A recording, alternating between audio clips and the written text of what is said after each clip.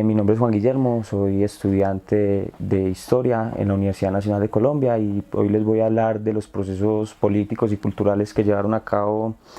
del año 53 al 1957, que se desarrolla el golpe militar y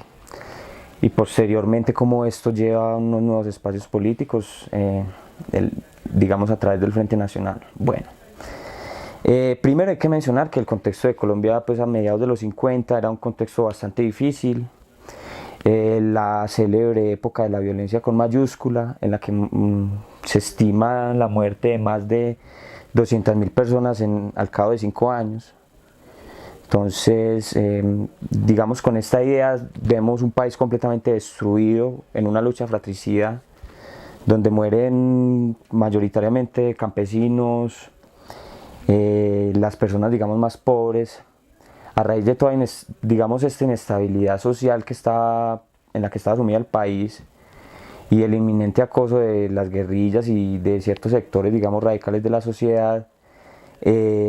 Digamos que de alguna forma se experimenta un estancamiento de la política tradicional, ¿cierto? Entonces,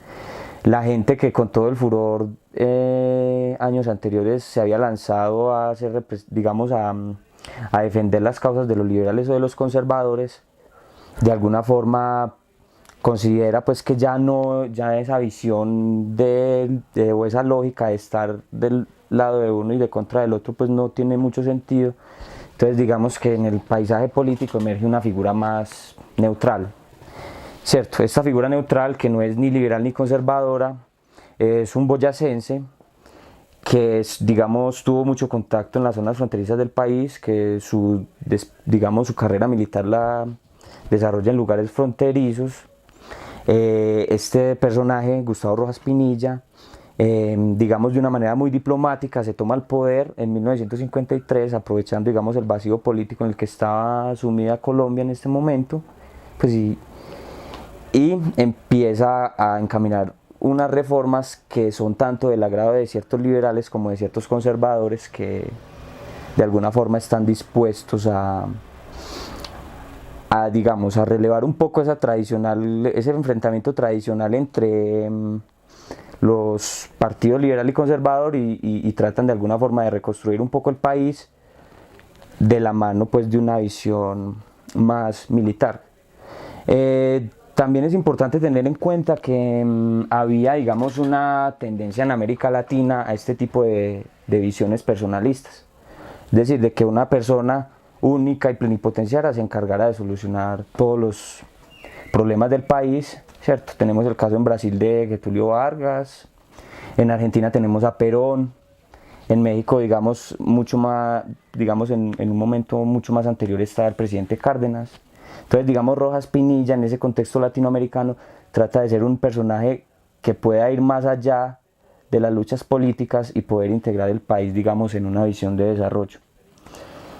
que, digamos, tiene dos componentes. Uno es la lucha contra la subversión, que, digamos, fue algo que se proyectó con más fuerza en los años 60 y en los años 70.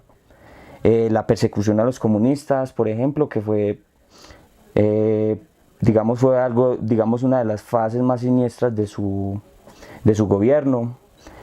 con las famosas masacres que hubo en la Universidad Nacional y en la Plaza de Toros, que eso fue respectivamente en el 55 y en el 57, ¿cierto?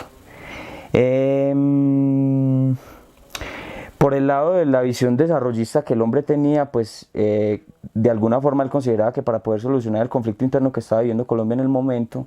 había que introducir, digamos, nuevas vías de desarrollo. Entonces, en consonancia, digamos, como a los principios de la Alianza para el Progreso, se empiezan a construir carreteras, túneles, se trae la televisión a Colombia, se funda el SENA, que, digamos, es un proceso muy importante para la profesionalización de la técnica en el país, algo que pues después de la formación de las escuelas de artes y oficios 50 años antes no había tenido ningún precedente en Colombia. Entonces siempre, digamos, hubo una preocupación muy fuerte durante estos 4 años de golpe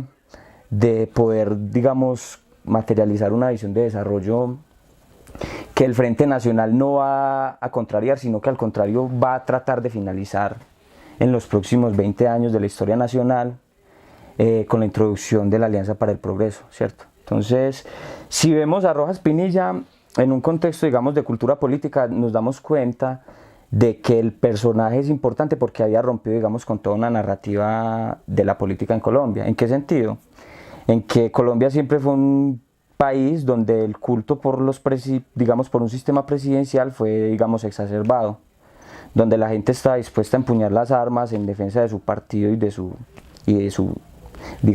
líderes. Digamos que Rojas Pinilla muestra de alguna forma de que esa lógica de enfrentamientos entre partidos que había transformado el país se puede superar y se pueden introducir otro tipo de fuerzas que condicionen el panorama político del país.